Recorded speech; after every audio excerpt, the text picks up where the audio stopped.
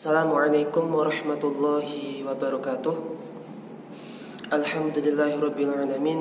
Allahumma shalli ala sayyidina Muhammad wa ala ali Muhammad. Rabbi shrah li sadri wa yassir li amri wahlul 'uqdatam min lisani yafqahu qawli. Amin ya rabbal alamin. Anak-anakku semuanya, pada kesempatan kali ini kalian sekarang sudah kelas 11 untuk mapel sejarah kebudayaan Islam yang pertama. Yang nanti kita akan pelajari adalah dinasti Bani Umayyah. Akan tetapi pada hari ini kita akan bahas dua hal, yaitu yang pertama terkait berdirinya dinasti Bani Umayyah, dan yang kedua yaitu terkait fase-fase perkembangan atau fase-fase pemerintahan dinasti Bani Umayyah. Dua hal ini yang nanti akan kita pelajari dan akan saya terangkan pada hari ini. Oke anak-anakku semuanya, sebelum kita lanjut ke materi, jadi nanti ketika saya menerangkan tentang Bani Umayyah, harapannya kalian mampu mengetahui atau mampu menceritakan bagaimana proses berdirinya dinasti Bani Umayyah. Selanjutnya nanti kalian juga bisa menjabarkan bagaimana fase-fase perkembangan dinasti Bani Umayyah, dimulai dari berdirinya, kemudian dilanjutkan dengan perkembangannya atau kemajuannya, dilanjutkan dengan fase kemundurannya. Bagaimana faktor-faktor apa saja yang menyebabkan Bani Umayyah ini bisa mundur dan nanti sampai akhirnya bisa mengalami kehancuran. Oke anak-anakku semuanya, pada hari ini kita akan membicarakan yang pertama, yaitu terkait biografi atau silsilah dari Bani Umayyah. Bani Umayyah ini namanya diambil dari kakek moyang dari pendiri Bani Umayyah. Jadi pendiri Bani Umayyah adalah Muawiyah bin Abi Sufyan.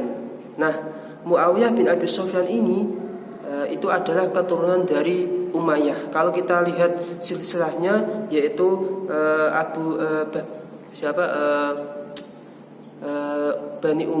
Muawiyah bin Abi Sufyan bin Harb bin Umayyah. Jadi ada tiga tingkatan, yaitu dari Muawiyah punya bapak namanya Abi Sufyan punya bapak namanya Harb punya bapak namanya Umayyah. Nah, nama Bani Umayyah itu diambil dari Umayyah ya.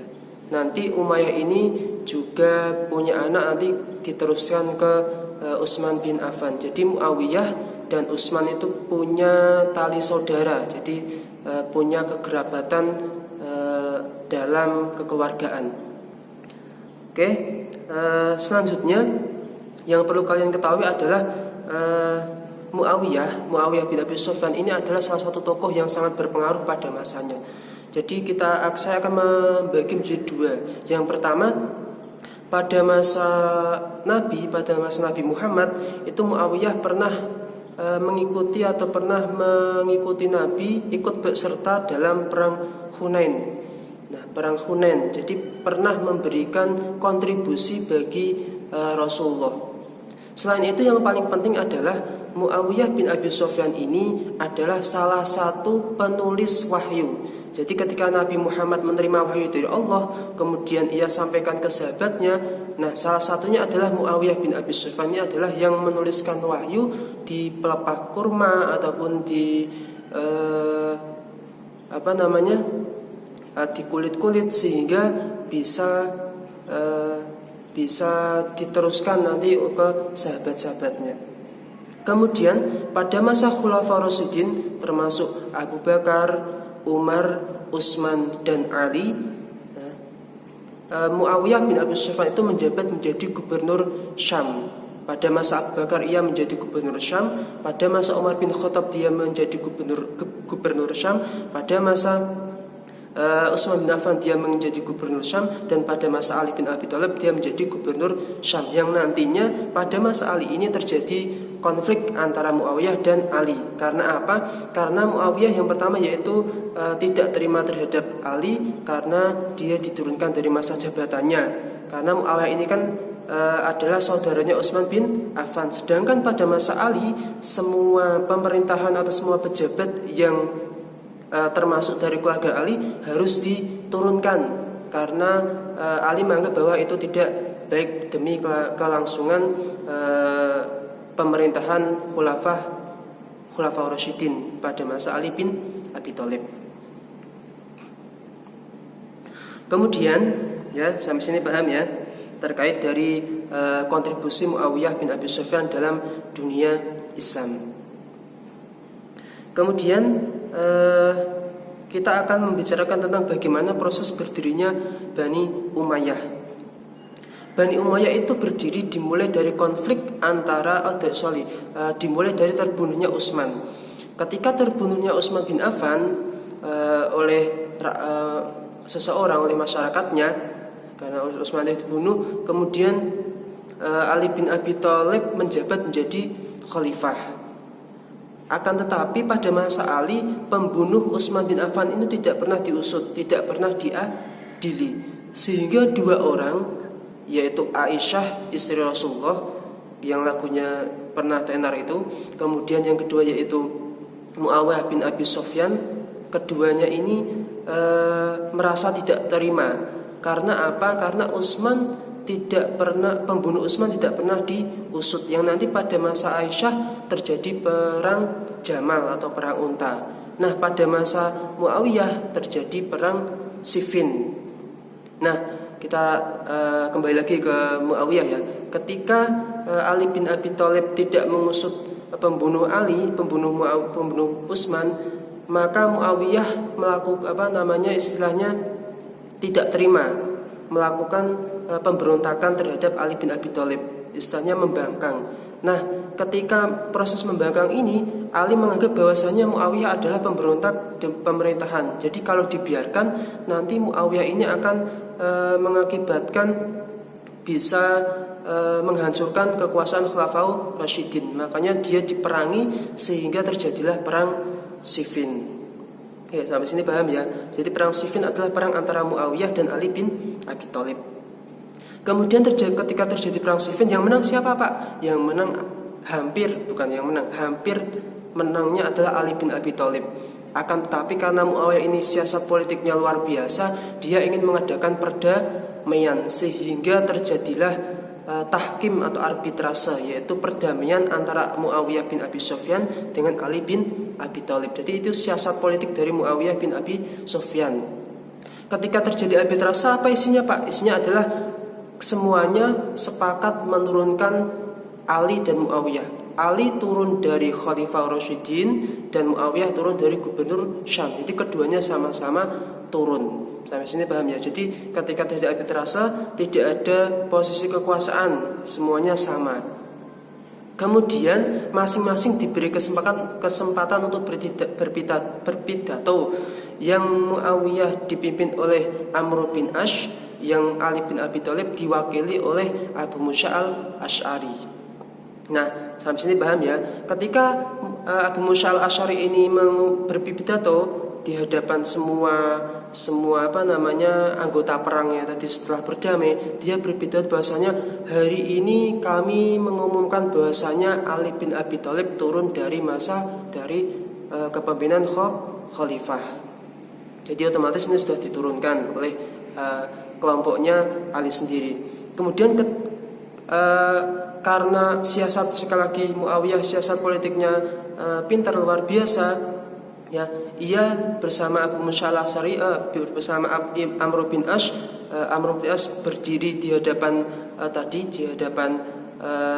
anggota perang. Dia mengumumkan, hari ini saya umumkan bahwasanya Muawiyah bin Abi Sufyan menjadi khalifah, karena tadi kekuasaan khalifahnya kosong, maka kami mengangkat Muawiyah menjadi khalifah pengganti Ali bin Abi Thalib. Nah, ini ketika ini terjadi, maka Muawiyah resmi menjadi khalifah Bani Umayyah, bukan Khalifah. Ali sudah lengser. Ini siasat politik yang dilakukan oleh Muawiyah bin Abi Sufyan. Ketika terjadinya arbitrase ini, terjadi tiga kelompok, terjadi pemecahan tiga kelompok, yaitu pendukung Ali atau kita sering sebut jadi kelompok Syiah, kemudian pendukung Muawiyah, dan yang terakhir yaitu tidak mendukung keduanya, tidak mendukung Ali dan tidak mendukung Muawiyah, yaitu kelompok Khawarij. Kelompok Khawarij ini adalah kelompok yang membenci kedua kelompok ini karena menganggap bahwa Ali dan Muawiyah adalah penghancur umat Islam atau penghancur pengkhianat dari tahkim. Jadi Ali membiarkan Muawiyah untuk berdamai itu adalah kesalahan besar. Itu pendapat bagi Khawarij. Maka dari itu Khawarij sangat membenci keduanya dan berniat untuk membunuh keduanya. Yang nantinya kelanjutannya kaum Khawarij berhasil membunuh Ali bin Abi Thalib, yaitu pembunuhnya Abdurrahman bin Muljam. Lah Muawiyah bagaimana Pak? Tidak berhasil dibunuh. Ya, Muawiyah tidak berhasil dibunuh karena apa? Karena Muawiyah mendapatkan benteng atau pengawalan yang ketat dari istana negara. Karena kan tadi Muawiyah sudah berhasil menjadi khalifah, otomatis dia mempunyai bala tentara yang untuk mengcover atau menghandle dirinya agar terlepas atau terhindar dari serangan musuh. Jadi Muawiyah tidak berhasil dibunuh, tapi Ali berhasil dibunuh.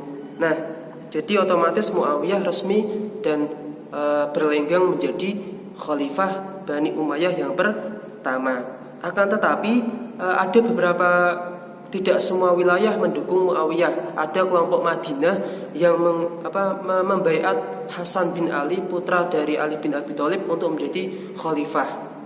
Akan tetapi karena sifat baiknya Hasan bin Ali ini, dia memberikan kekuasaannya kepada Ali bin Abi Thalib, kepada Muawiyah bin Abi Sufyan. Jadi memberikan kekuasaan seluruhnya dimiliki pada Muawiyah bin Abi Sufyan dengan beberapa syarat atau yang sering kita sebut dengan Amul Jamaah. Jadi ada perjanjian antara Hasan bin Ali dan Muawiyah.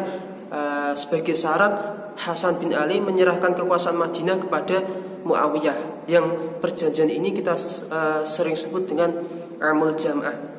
Isi dari Amul Jamaah ada 3. Yang pertama yaitu Muawiyah tidak boleh menaruh dendam terhadap masyarakat Madinah karena tadi membela Hasan bin Ali, dan juga kelompok Hijaz dan juga kelompok Irak. Tiga wilayah ini tidak boleh dibenci Muawiyah. Karena apa? Karena awalnya dia mendukung Hasan. Ketika Hasan memberikan kekuasaan ke Muawiyah, maka otomatis kekuasaan berpindah ke Muawiyah bin Abi Sufyan. Jadi tidak boleh menaruh dendam kepada 3 kelompok atau 3 wilayah ini. Yang kedua yaitu Muawiyah harus membayar hutang-hutang kepada Hasan bin Ali.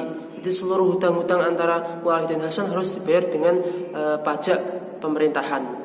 Yang ketiga, setelah Muawiyah lengser, setelah Muawiyah meninggal dunia, maka kekuasaan harus dikembalikan ke kaum muslimin untuk dimusyawarahkan. Jadi diingat-ingat, yang ketiga ini sangat penting ya. Jadi ketika Muawiyah sudah lengser, harus dikembalikan kekuasaan ke kaum muslimin, tidak boleh turun ke anaknya. Yang nantinya Muawiyah keturun ke anaknya, maka terjadi pemberontakan kembali. Nanti kita lanjutkan ke pertemuan yang selanjutnya. Ya, itu adalah proses berdirinya ya. Kalian harus bisa memahami bagaimana alur ceritanya, dimulai asbabnya, faktornya apa, sampai bisa puncaknya terjadi pemberontakan sampai keberhasilan Muawiyah dalam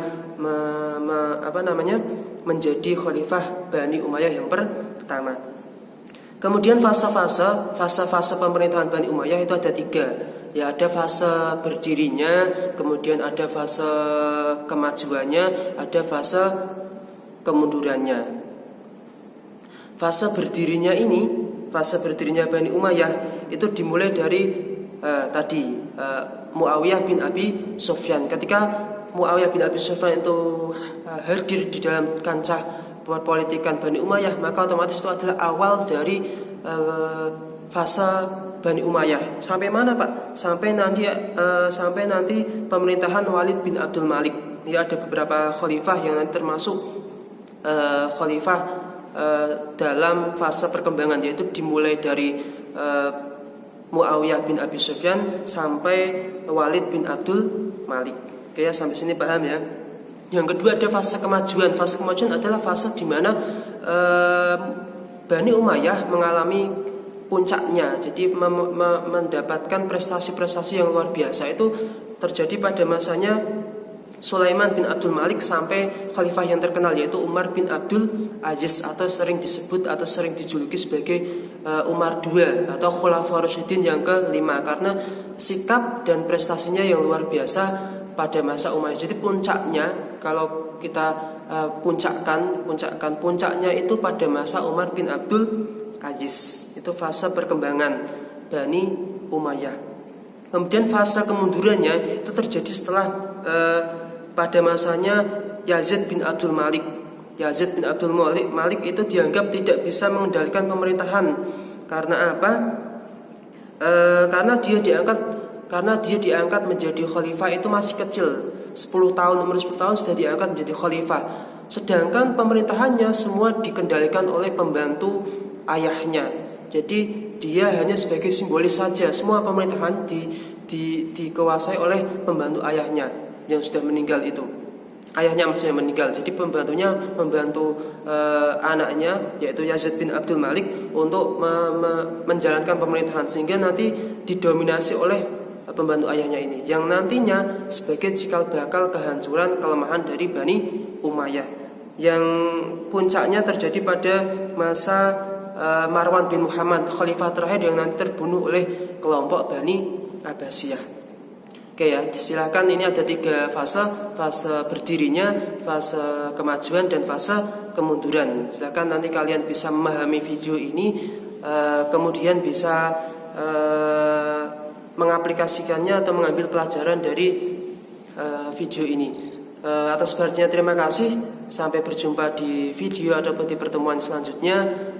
Saya akhiri, mohon maaf apabila ada salah kata. Kalau ada pertanyaan silahkan bisa ditanyakan ke WA saya, kalian 0897875725. Dan saya ucapkan terima kasih. Saya tutup. Alhamdulillahirrabbilalamin. Subhanakallahumma bihamdik asyhadu an la ilaha illa anta astaghfiruka wa atubu ilaik. Terima kasih atas perhatiannya. Wassalamualaikum warahmatullahi wabarakatuh.